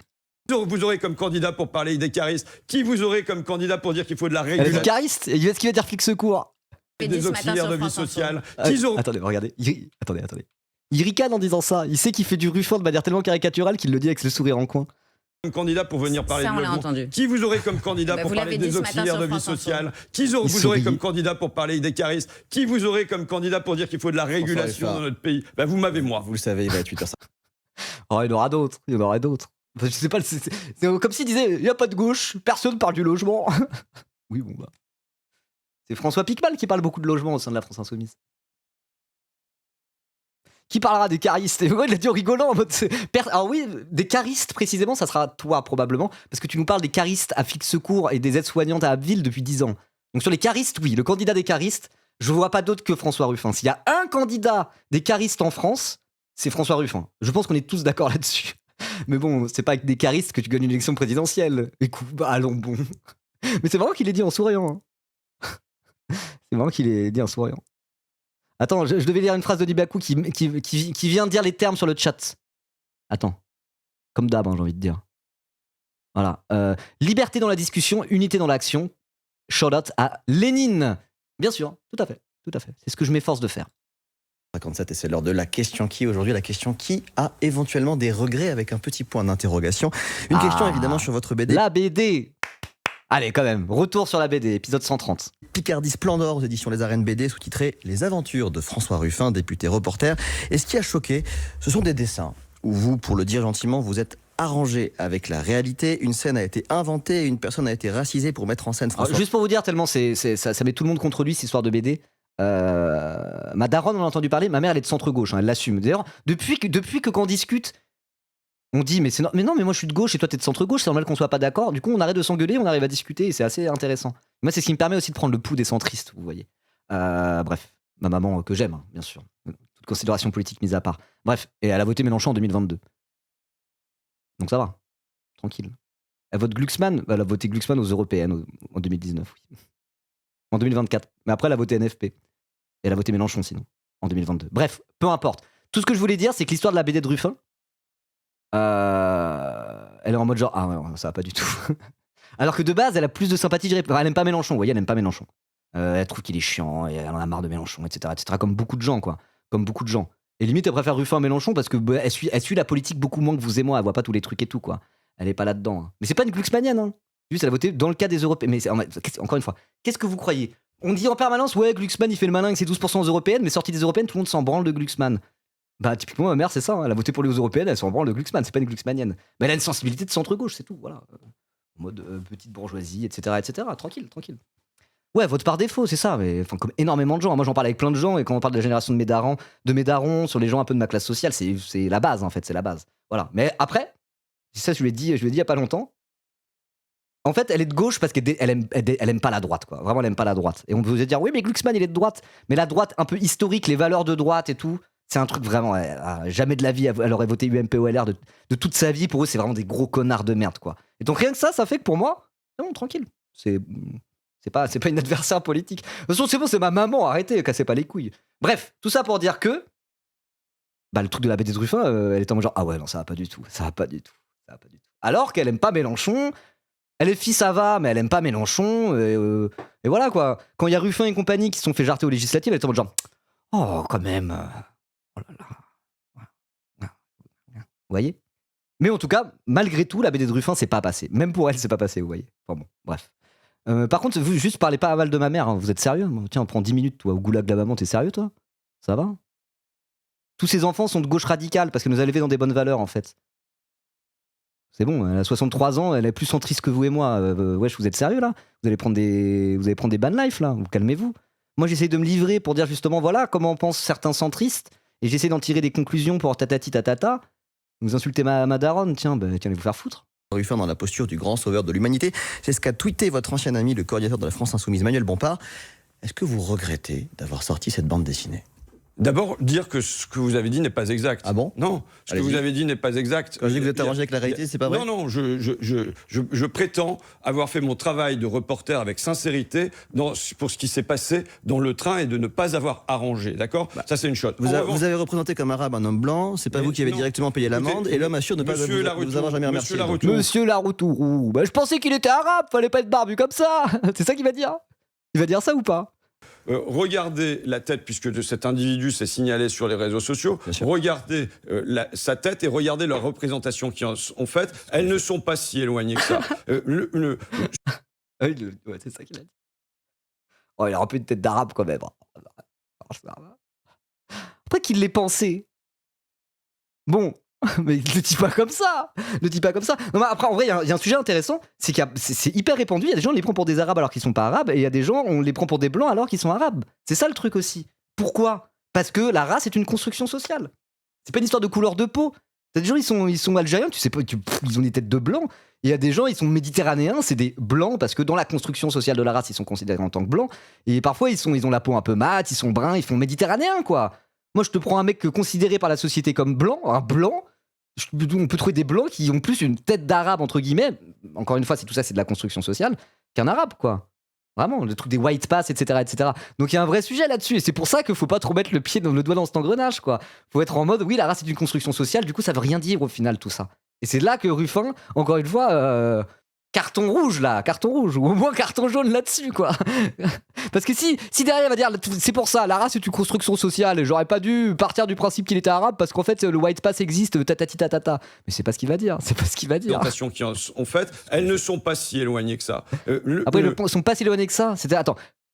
Parce que sinon, ce qu'il a dit, c'est plutôt, j'ai dessiné un mec brun avec une barbe, et c'est vous qui avez cru que c'était un arabe. Alors que je n'ai pas écrit dans ma BD qu'il était arabe. C'est vous qui avez vu un arabe dans ma BD. Moi, j'ai dessiné Félix, français avec une barbe. Vous avez cru que c'était un arabe parce que vous avez cru que j'étais raciste. C'est ça qu'il dit ou pas ? Le monsieur Félix, en l'occurrence, voulait être musulman, porter une barbe comme un musulman, souhaitait se faire appeler Saïd, ce qui est parfaitement son droit. Mais on comprend que pour les policiers qui étaient présents dans le wagon... Attends, c'est quoi cette histoire ? Non, mais attends, mais du coup, j'ai pas la ref là. C'est quoi cette histoire de vouloir se faire appeler Saïd ? Non, mais il sort pas ça de nulle part. Vous comprenez ce qu'il dit ? Et pourquoi ? Je comprends pas. Il est converti. Mais attendez. Du coup, dans le train, il a dit je m'appelle Saïd. En fait, Félix est converti et son nom musulman, c'est Saïd. Saïd égale Félix. Je comprends pas. Pour moi, il y a pu y avoir une confusion sur le fait qu'il soit racisé ou non. Et vous vous êtes excusé, François Ruffin. Et la question que je voulais vous poser... Je m'excuse. Il y a une case dans cette BD qui comporte 545. Il y en a 3, il y a 4, une case que, oui, je le dis, je regrette. J'ai pas envie d'être un politique qui vient dire... Mais c'est quoi cette histoire de Félix Saïd, machin bidule ? Du coup, c'est un musulman converti et qui a un nom Saïd, qui s'est fait appeler Saïd. Il était au courant de ça ? C'est ça que je comprends pas. Donc du coup, si tu portes une grosse barbe et que t'es converti, ça te fait que t'as une tête d'arabe. Après, s'il est en camis, à la limite. Dans l'article, j'ai pas la ref. Je ne comprends pas ce qui se passe. Je ne comprends pas ce qui se passe. Parce que c'est après coup. Moi, je suis un homme dur, j'ai mis l'armure. Oui, on entend j'ai une question. Mais oui, il y a une case dans cette bande dessinée. Les Insoumis vous ont accusé de racisme, de paternalisme, d'être un raciste complexé, un rouge-brun sur un autre sujet. Mais effectivement, vous vous êtes excusé. Je fais pas d'effort pour comprendre. Mais c'est d'où il sort ce truc ? C'est parce qu'il était en mode genre qui veut se faire appeler Saïd, etc. Mais il le savait pas sur le moment dans le train. C'est pas dans le train, le mec, au moment de payer l'amende, le chèque, il a pas mis de nom quand il a signé son chèque, il a pas mis d'ordre. Parce que si c'est après coup, oui, non, ça n'a rien à voir. Ok, il le savait pas sur ce moment-là. Ok, d'accord. Attends, tu m'as répondu 2 fois. Tu m'as répondu... Non, parce que j'essaie de comprendre, parce que c'est tellement hallucinant que je... Ils ont déterré des vieux tweets du mec. Ok, donc ce qui veut dire, c'est... Il était converti, il avait une barbe, il veut se faire appeler Saïd, donc si je l'ai pris pour un arabe, bon, comprenez-moi. C'est ça qu'il est en train de dire. Ok. Ouais. Bon. Mais encore une fois, j'en reviens à ce que j'ai dit à la base, hein. La race est une construction sociale, et devinez qu'un mec est arabe ou pas arabe, et musulman, ça veut pas dire arabe, en plus. Donc autant ne pas aller là-dedans, quoi. Et puis en plus, de toute façon, de toute manière, en fait, tout ça c'est un peu du détail, parce que si la BD n'avait pas été raciste, paternaliste, en mode Tintin au Congo comme ça, de l'aveu même de Ruffin qui dit « Oh, il y a une case, je la regrette !» Donc la fameuse case avec Félix Saïd, qui a le visage baissé en disant « Pardon, je n'aurais pas dû m'énerver », et Ruffin qui a le torse bombé, il n'y aurait pas eu cette case, en fait. Que le mec soit représenté comme un arabe, ça aurait pas eu de débat et on s'en serait battu les couilles, quoi. Il aurait même pas forcément été perçu comme arabe dans la BD de toute manière, presque. Vous voyez ce que je veux dire? S'il n'y a pas eu l'aspect paternaliste, il n'y aurait pas eu cette imagerie, le blanc et le racisé, et donc ça serait fait autrement. Peut-être qu'on serait dit, mais non, c'est un méditerranéen avec une barbe. Je sais pas, enfin, vous voyez où je veux en venir. C'est que le problème originel dans toute cette histoire, tout le reste, c'est du damage control qui n'en finit plus et qui est hallucinant. Qui est hallucinant. Mais je veux dire, le problème originel, c'est cette case raciste et paternaliste, quoi. Voilà. On a l'impression que vous vous excusez sans cesse, comme quand vous aviez... C'est vrai, Bayrou a déjà dit Inch'Allah. Alors attends, François Ruffin, comment tu perçois cet individu pour voir? Inch'Allah. Bah. Mais c'est Al-François Ben Bayrou. Oser ne pas émettre la même Oui, il y a position d'autres cas que problématiques, LFI oui, sur le oui, changement de évidemment, genre. évidemment. C'était il y a un moment. Oh, question bonus, alors vous êtes transphobe, monsieur Ruffin? Ah, la petite question bonus. Merci Agathe Lambray. Ah, ça c'est la Agathe Lambray des grands jours. Ah, mais une pièce dans la machine. J'ai l'impression que vous vous excusez sans cesse, comme quand vous aviez osé ne pas émettre la même position que LFI sur le changement de genre. C'était il y a un moment déjà. Pourquoi sans cesse battre votre coulpe? Est-ce que les Insoumis, c'est votre surmoi, c'est l'autorité parentale? Ça n'a rien à voir. Ah non, ça j'adore. Trop bien, trop bien. Ah non. Alors, soutien critique à Agathe Lambray là-dessus. Hein. Votre surmoi, elle l'a psychanalysé. Vous avez un complexe d'Oedipe avec monsieur Mélenchon? Ah non, ça c'est incroyable. Non, soutien critique à Agathe Lambray pour cette question. Vous voulez tuer le père? Petit complexe d'Oedipe, monsieur Ruffin? Incroyable, hein? Avec, Mais vous vous excusez sans cesse. Mais non, pas Quand sans les cesse. Insoumis vous peut-être insultent. peut-être une fois par an, et il ne s'agit pas des Insoumis. Il s'agit d'être honnête avec soi-même. D'accord? Qui peut dire, quand il prend la parole en public quasiment tous les jours, qu'il n'y a pas des erreurs qui sont commises, qu'il n'y a pas des fautes qui sont commises? Non, Alors, mais des fautes et des erreurs, ok, mais quand il y a un pattern, c'est le pattern qui pose question, quoi. il y en a qui font le choix de dire non, je suis parfait, je ne m'excuserai jamais. Moi, et je vous le dis, quand nous serons à l'Élysée, ce n'est pas le comportement que nous aurons. Mais c'est ça, ok. Genre, admettre qu'on fait des erreurs et s'excuser, il n'y a aucun souci avec ça.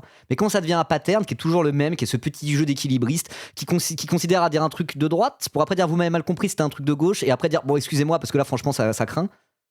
Bah, le problème, c'est pas d'être honnête intellectuellement là-dedans. Le problème, c'est que ta ligne politique, et il y a un souci avec.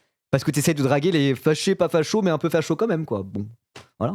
Il faut être ouvert vis-à-vis des autres. Quand il y a des Merci beaucoup, François quand il y a des Ruffin. critiques qui apparaissent légitimes, il faut les recevoir et non pas s'y fermer. Merci Oui, François. puis Ruffin. l'excuse de j'ai un antiraciste des années 90, bon voilà, on n'est plus à ça après, quoi. Et en plus, vraiment, la gauche lui a laissé le bénéfice du doute pendant longtemps. Il y avait des inquiétudes et tout sur Ruffin, mais on lui a laissé le bénéfice du doute pendant longtemps. Jusqu'à un moment où on est en mode genre, non mais là c'est bon, il se fout de notre gueule, quoi. Il y a un pattern, ça n'en finit plus, quoi. D'avoir Merci. répondu aux questions de France Info. Merci Paul. À demain. Restez avec nous tout de suite les informés. C'est quoi le bail du changement de genre? Bah je sais plus trop, mais il est en mode genre moi quand je parle sur les piquets de grève, ah bien, les gens ils s'en battent les couilles des trans, ok? Donc je veux pas parler de ça parce que j'aimerais bien avoir leur voix. En gros c'était ça, quoi. Il a pas dit tel quel, mais en gros c'était ça, quoi. Voilà, c'est mettre des sujets sous le tapis en mode la transidentité en pleine offensive transphobe. Je préfère ne pas en parler. J'aimerais que les gens votent pour moi. Et s'ils sont transphobes, j'aimerais quand même qu'ils votent pour moi. C'est un manque de courage politique par rapport à cette question. Oui, mais tout sous le tapis, quoi. Ce qu'on lui reproche, quoi. Ce qu'on lui reproche. Voilà. Parce qu'on lui reprochait à la base, c'était de mettre des trucs sous le tapis. Et après, maintenant, ce qu'on lui reproche, c'est d'être proactivement rouge-brun sur les bords, quoi. Voilà. Bref. Il a changé la couleur de peau de Félix parce qu'il est raciste et que pour lui, musulman égale arabe égale bronzé. C'est lamentable. Bah ouais. Ribot imite le plus souvent STP, c'est trop bon. Bah je le ferais si il est candidat à la présidentielle. Hein. Du coup, rien que pour ça, j'espère qu'il serait candidat à la présidentielle. Ok, bon bah React intéressant. Alors du coup, je suis vraiment arrivé en étant, je vais essayer d'être en bonne foi Maxing, vous voyez? Et d'être en mode, je vais pas dunk sur une position juste parce qu'on l'aime pas. Vous voyez? J'ai vraiment essayé de faire ça et pendant toute la première partie, en plus j'étais en train de manger, du coup j'ai un peu moins React, j'étais en mode genre... J'ai essayé d'être en bonne foi Maxing, c'était pas évident, parce que j'attendais le moment justement pour dire, j'arrive avec toute ma bonne foi, pour que justement le moment où ça va vraiment pas du tout, ça a plus de poids, quoi. Vous voyez ce que je veux dire? Je sais pas si ça s'est vu que j'essayais dans cette position-là.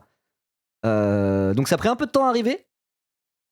Mais du coup, je suis très content du React. J'étais un peu en mode genre, est-ce que j'ai la bonne, la bonne approche sur ce truc-là? Ce truc de je vais essayer de faire ça comme ça? Mais au final, non, c'est très bien. Parce que le moment où il a commencé à sortir des dingues, le fait que je sois en mode soyons de bonne foi jusqu'au début, bah, je trouve que ça donnait plus de force au moment où je suis en mode oh la dinguerie de fou, quoi. Donc je suis content de ce React. C'est bien. Mais du coup, voilà. Évitons d'être de mauvaise foi. Je dis pas que vous l'êtes, hein. Bon, certains un peu. Évitons d'être de mauvaise foi, parce qu'en vrai, quand t'as raison et quand t'es sûr de tes idées, t'as pas besoin d'être de mauvaise foi pour aller foutre plus bactère quelqu'un qui dit de la merde, en fait. Voilà, ça sera ma conclusion. Ça sera ma conclusion. Voilà. Et parce que je vous dis, hein, moi je suis matrixé par le message qu'on m'a envoyé. Un mec dit, moi je suis plus droite, extrême droite à la base. Il a vraiment dit ça, hein, droite / extrême droite. Il m'a envoyé un message pour dire ton honnêteté intellectuelle et tes critiques que tu n'es pas vis-à-vis de la gauche, ça m'a convaincu. Et après, il rajouté, et surtout, tu m'as fait comprendre que en fait, la droite, c'était pas mes alliés. Voilà, parce que chier sur la droite, ça reste mon cœur de métier, vous voyez. Donc c'est pour ça, j'essaie de me dire. Je réfléchis un peu à ça, et là, j'ai essayé de faire ça un petit peu comme ça, en mode bonne foi maxing. Et au final, ça a bien fonctionné. Je suis content. Voilà. Donc vous, la team YouTube qui a regardé cette vidéo, abonnez-vous, likez, boostez, vous connaissez. Et à voir. Et aussi, dites-moi mon avis là sur cette fameuse théorie de la clébardisation, mais version Ruffin là. Est-ce qu'il a pas laissé la porte ouverte à un ralliement de dernière minute pour sauver son cul de politicien à un moment donné? Est-ce que c'est plausible pour vous ça, ou est-ce que c'est impensable? J'aimerais avoir votre avis. Voilà. Je réponds assez peu aux commentaires, mais je lis assez souvent. Je lis pas tous, mais j'en lis quand même pas mal, donc n'hésitez pas. Voilà. Allez, bisous et à la prochaine.